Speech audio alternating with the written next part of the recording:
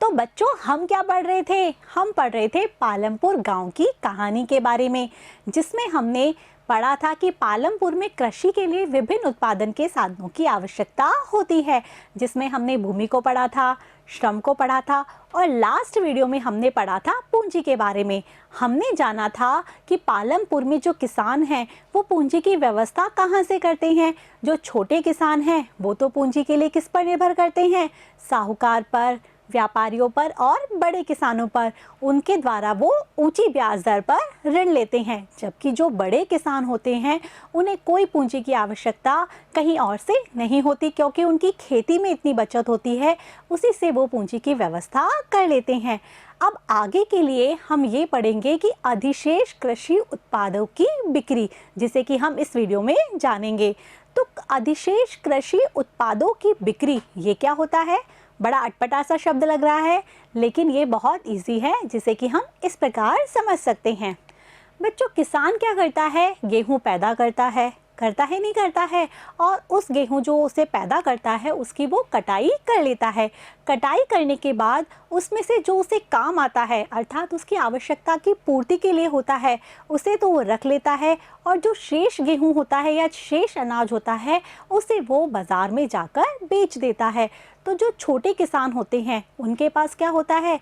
इतना ही गेहूं या इतना ही उत्पादन होता है जिससे कि वो अपने परिवार की आवश्यकताओं की पूर्ति कर लेते हैं। तो उनका अधिशेष तो बचता ही नहीं है, या बचता है तो बहुत कम बचता है। जबकि जो बड़े किसान होते हैं उनके पास भूमि भी अधिक है, पूंजी की व्यवस्था भी अच्छी होती है, तो उनका उत्पादन भी अधिक होता है। तो अधिक उत्पादन में से जो उन्हें काम आता है उसे वो रख लेते हैं, और बाकी को वो क्या करते हैं? बाकी को वो अपने वो ट्रक में लोडिंग करते हैं और पास के बाज़ार में जाकर बेच देते हैं, जिससे कि उन्हें बहुत अधिक लाभ होता है। तो अधिशेष क्या हो गया?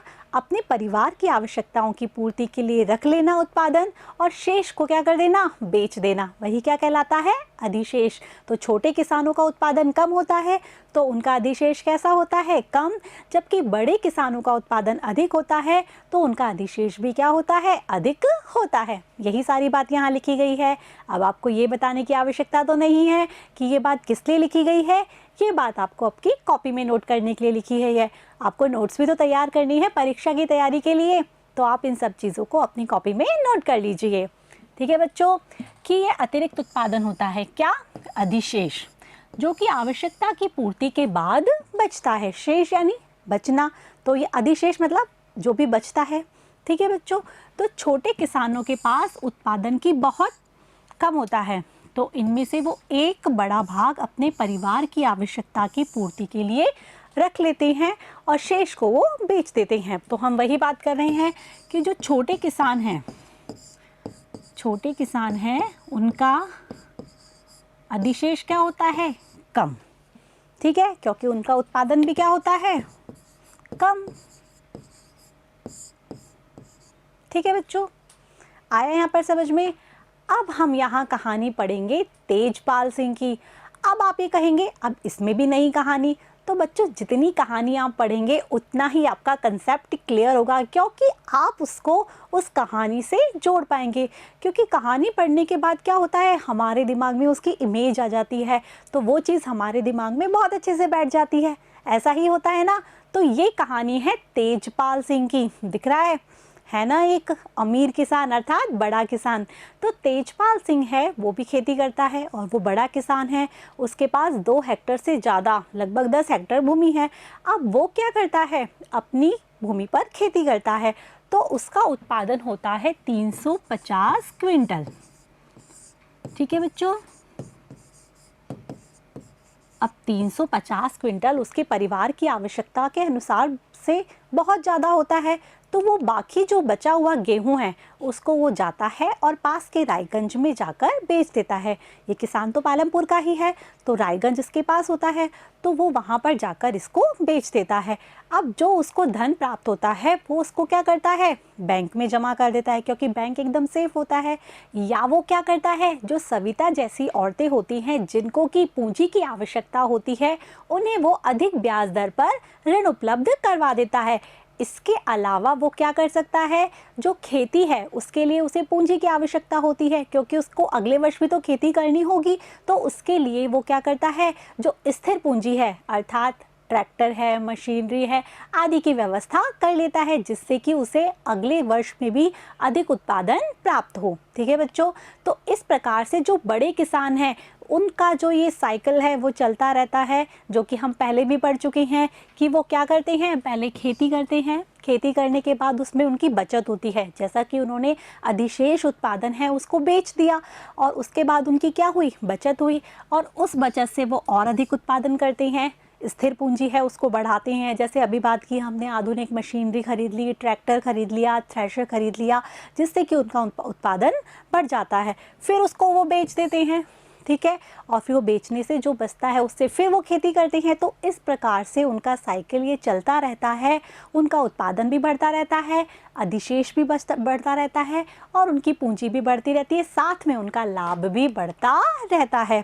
यही सारी बात यहाँ पर की गई है कि बड़े और मझोले किसानों के पास क्या होता है, अधिक उत्पादन होता है, अधिक अधिशेष, जिसे कि वो बाजार में बेच देते हैं। यही यहाँ पर है कि जो बड़े किसान हैं उनके पास क्या होता है, उत्पादन अधिक, इसीलिए उनका अधिशेष भी क्या होता है, अधिक। समझ में आ रहा है कि उत्पादन अधिक होगा तो अधिशेष भी अधिक, और उत्पादन कम होगा तो अधिशेष भी कम होगा। अधिशेष बेचकर बड़े और मझोले किसान अपनी क्या करते हैं, आय में वृद्धि करते हैं, जिसका उपयोग वे छोटे किसानों को कर्ज देने में, बात की थी ना हमने, सविता जैसे जो किसान हैं उनको कर्ज देने में, या अगले मौसम के लिए पूंजी की व्यवस्था करने में करते हैं, या अगला जो मौसम है उसके लिए पूंजी की, स्थिर पूंजी की, कार्यशील पूंजी की व्यवस्था करने में करते हैं। इसके अलावा ये जो उसकी बचत होती है उसका उपयोग वो गैर कृषि कार्यों में भी करते हैं, जिसके बारे में हम पहले भी बात कर चुके हैं कि गैर कृषि कार्य कौन से होते हैं, जैसे कि दुकानदार हुआ, हाँ डेयरी हुआ, परिवहन हुआ, या छोटे मोटे जो उद्योग हैं वो गैर कृषि कार्य हैं, या इन्होंने ये पशु खरीद लेते हैं, ट्रक खरीद लेते हैं, कोई दुकान खोल लेते हैं। तो इस प्रकार से ये जो अपना बचा हुआ पैसा है वो गैर कृषि कार्यों में भी इन्वेस्ट कर देते हैं। ठीक है बच्चों, कि कुछ किसान इस बचत का प्रयोग गैर कृषि कार्यों में भी करते हैं। तो हमने ये जाना कि जो बड़े किसान हैं उनका क्या होता है, उत्पादन अधिक होता है तो उनका अधिशेष अधिक होता है, जबकि छोटे किसान हैं उनका उत्पादन कम होता है तो उसका अधिशेष कैसा होता है, कम होता है। अब इन दोनों किसानों को हम एक कंपैरिजन के द्वारा भी देख सकते हैं। तो आइए देखते हैं। सबसे पहले हम बात करते हैं बड़े किसान की। ठीक है, हम इसके उत्पादन को मानते हैं कि क्या क्या उत्पादन होता है।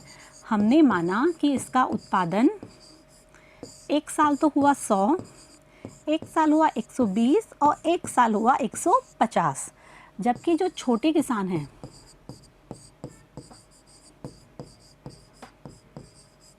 इसका उत्पादन एक साल तो हुआ 60, फिर हुआ 50 और फिर हुआ 40।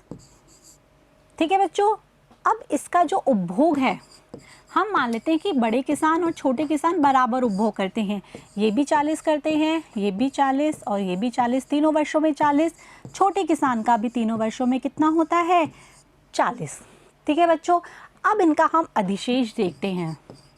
तो बड़े किसान हैं उसका जो अधिशेष है वो क्या रहता है, 60, क्योंकि 100 तो उत्पादन हो गया, उपभोग कितना हुआ 40, तो 100 में से 40 गए तो कितना बचा उनका अधिशेष, 60। दूसरे साल जो उसका अधिशेष बचेगा 80 और तीसरे साल उनका अधिशेष बचेगा 110। तो इस प्रकार उसका अधिशेष बढ़ता जाता है।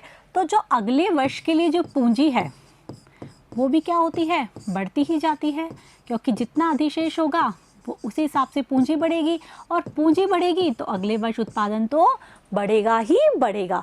तो माना इनका जो अधिशेष 60 था तो अगले वर्ष के लिए पूंजी भी 60 हो गई, यहाँ 80 हो गई और यहाँ 110 हो गई। तो इस प्रकार से ये जो साइकिल है वो चलता रहता है और जो बड़े किसान हैं वो और भी संपन्न होते चले जाते हैं, क्योंकि क्या होता है, उनका अधिशेष अधिक होता है, अगले वर्ष के लिए पूंजी की व्यवस्था भी अधिक होती है, फिर इनका उत्पादन और भी अधिक होता है, जैसा कि हम यहाँ पर देख पा रहे हैं।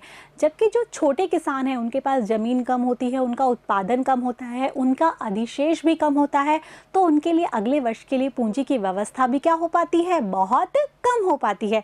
जैसा कि हम यहाँ पर देख पा रहे हैं कि उनका उत्पादन कितना था, 60, 50 और 40। इनका उत्पादन क्या हो रहा है, घटता जा रहा है, क्योंकि इनके लिए पूंजी की जो व्यवस्था है वो भी बहुत कम है।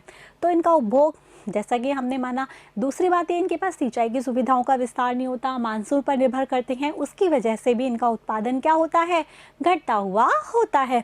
तो इनका उपभोग क्या है, फिक्स वही 40-40 है। तो हम इनका अधिशेष देखेंगे तो एक साल तो होगा 20, फिर हुआ 10, और फिर अगली साल इनके लिए कुछ भी अधिशेष नहीं बचा। अब हमने मान लिया कि यही 20 उनकी अगले वर्ष के लिए पूंजी हो गई, क्योंकि जो अधिशेष होता है वही तो अगले वर्ष की पूंजी की व्यवस्था करता है।